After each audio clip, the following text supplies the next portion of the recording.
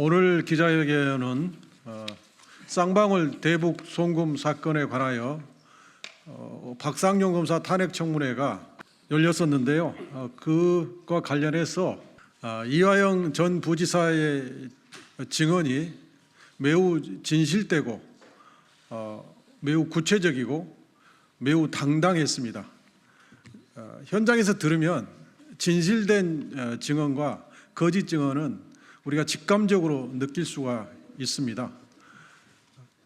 또한 뿐만 아니라 하동혁 선생님의 증언은 매우 충격적이었습니다. 하동혁 선생님은 평양에서 송명철을 직접 만나서 들었는데 쌍방울이 북측에 전달한 그 돈은 쌍방울과 북측에 1억 달러 사업권 계약과 관련된 돈이고 스마트팜 대납 비용이나 이재명 지사의 방북 비용이라는 말은 일체 없었다. 또 본인이 필리핀에서 리오람을 만나기 위해서 필리핀을 갔는데 송명철한테 물어봤더니 리오람은 필리핀을 오지 않았다.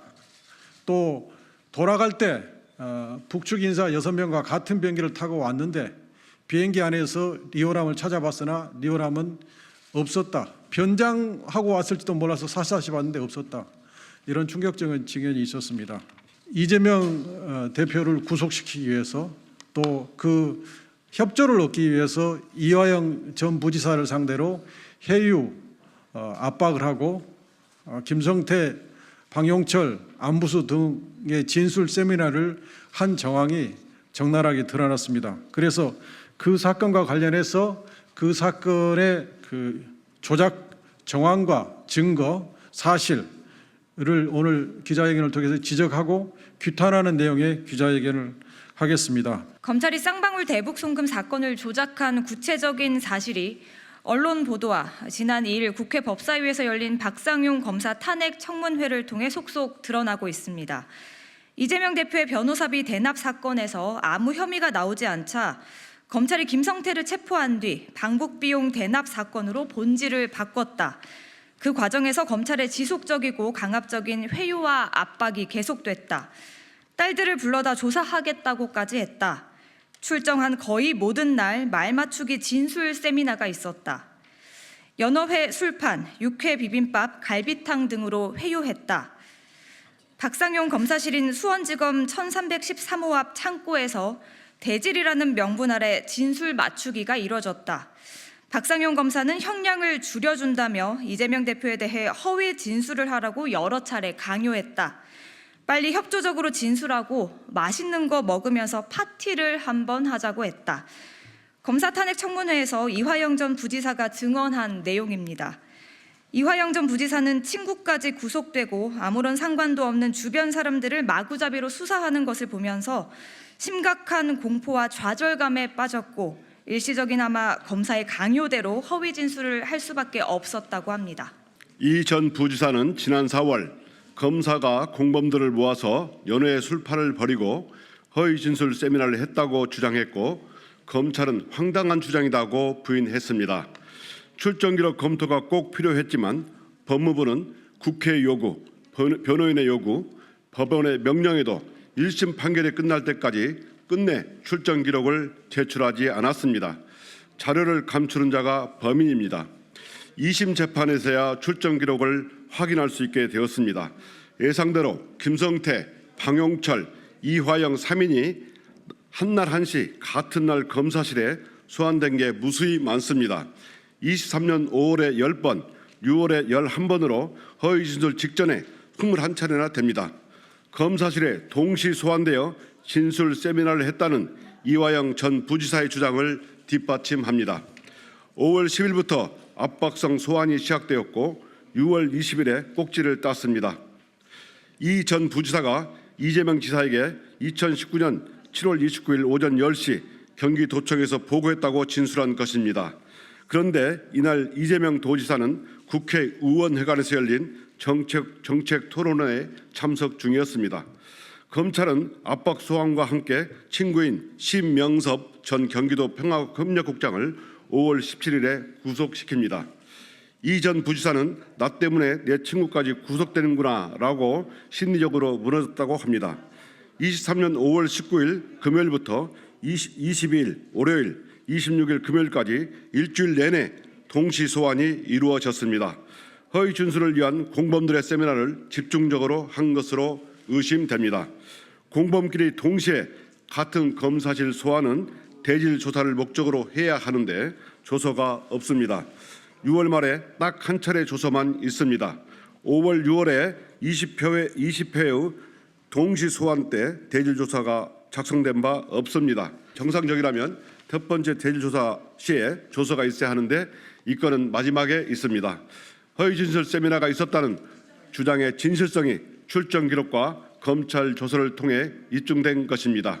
검찰이 공범을 모아놓고 진술 세미나를 했고 이전 부지사에 대해 회유와 압박을 한 것이 사실이라고 볼 수밖에 없습니다. 그런데 검찰이 출정 기록을 전부 제출한 것 같지도 않습니다. 검찰에 소환된 날과 수사 기록에 진술 조서가 작성된 날에 대한 출정 기록이 없습니다. 불러서 조사했을 텐데 출정 기록이 없다니 이상합니다.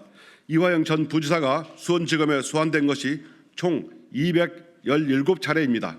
하지만 조사는 72차례 했고 조서 작성은 19차례뿐입니다. 조사를 했으면서도 50번 넘게 조서 작성이 되지 않았습니다. 수사 원칙을 위반하고 기록을 편의에 따라 감추는 것은 불법입니다. 이것이야말로 검찰이 툭하면 하는 말 그대로 사법방해입니다. 보지도 못한 리오남에게 돈을 줬다는 귀신 영화 수준의 창작. 김성태가 2019년 7월 필리핀 마닐라에서 리오남에게 70만 달러를 줬다는 것이 검찰의 수사 결과이고 이화영 전 부지사 1심 재판부의 판결 내용입니다.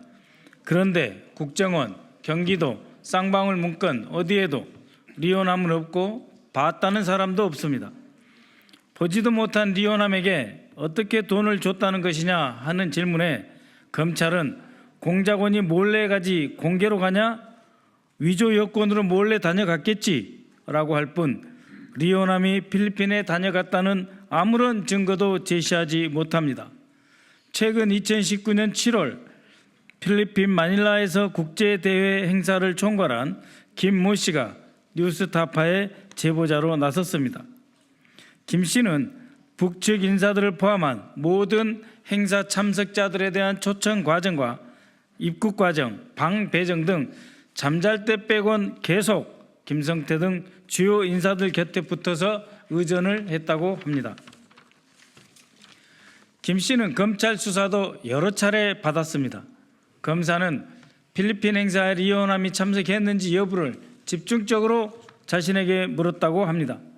김 씨는 사실대로 못 봤다라고 했고 자신이 혹시 못 봤나 싶어서 수행원과 다른 사람한테 물어봤지만 하나같이 리오남은 없었다고 답했다고 합니다.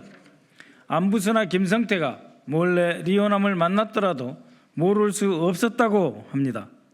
당시 모든 일정은 필리핀 마닐라의 콘레도 호텔 안에서 이루어졌기 때문입니다. 쌍방울이 자체적으로 촬영한 비밀 만찬 영상에도 리오남은 보이지 않습니다. 비밀 만찬에서 경기도나 이재명이란 말도 나오지 않았습니다. 그런 검찰의 창작 소설처럼 만찬 끝나고 다른 방에서 그런 대화를 했겠지라고 주장할 수 있지만 그건 말이 안 되는 소리라고 합니다.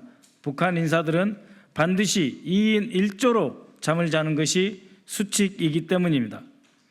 제보자 김 씨가 행사 전체를 총괄했고 여러 사람에게 확인한 결과를 종합해서 리오남은 필리핀 마닐라 행사에 참석할 수 없었다고 진술했지만 검사는 김 씨의 진술을 조서에 남기지도 않았습니다.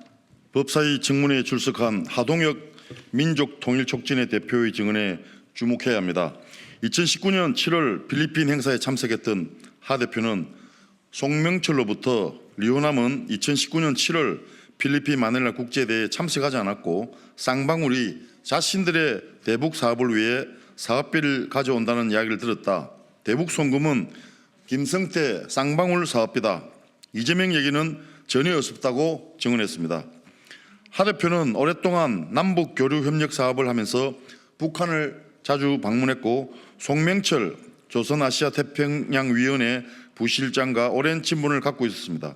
검찰은 쌍방울 김성태가 이재명 대표의 방북 비용 300만 달러를 세 번에 걸쳐 할부로 줬다고 합니다. 그런데 준 사람은 있지만 받은 사람이 없다면 어떻게 될까요?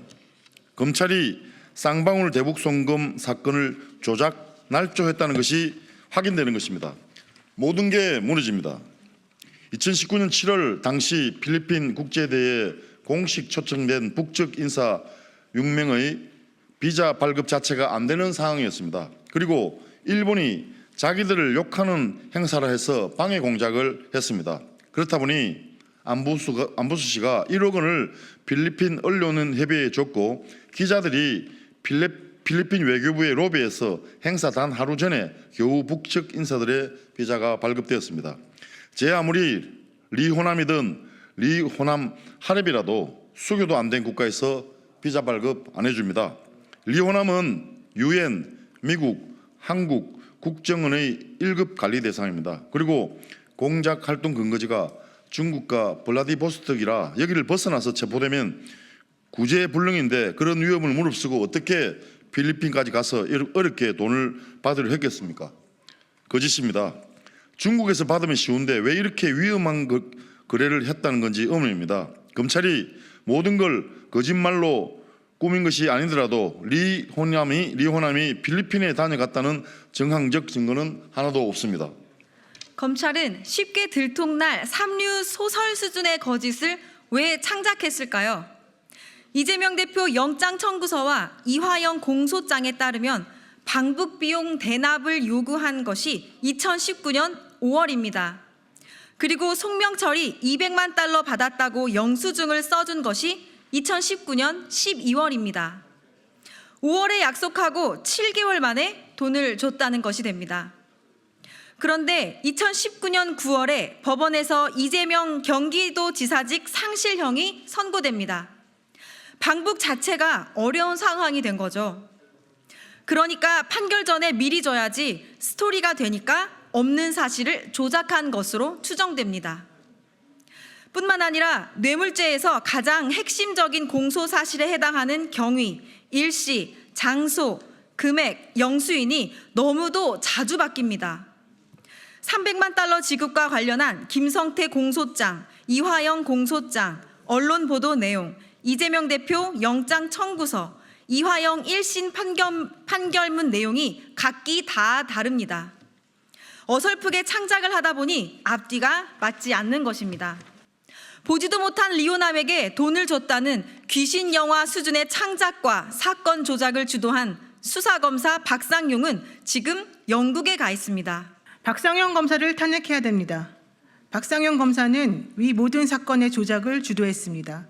공범들을 모아놓고 연어 술파티에 허위 진술 세미나를 했다는 의혹부터 쌍방울 김성태와 안부수가 북한 조선아시아태평양평화위원회에 돈을 전달했고 김성태가 북측과 공모해 주가 조작했다는 의혹을 부실하게 수사한 것은 물론이고 김성태와 구형을 거래했다는 의혹까지 받고 있습니다.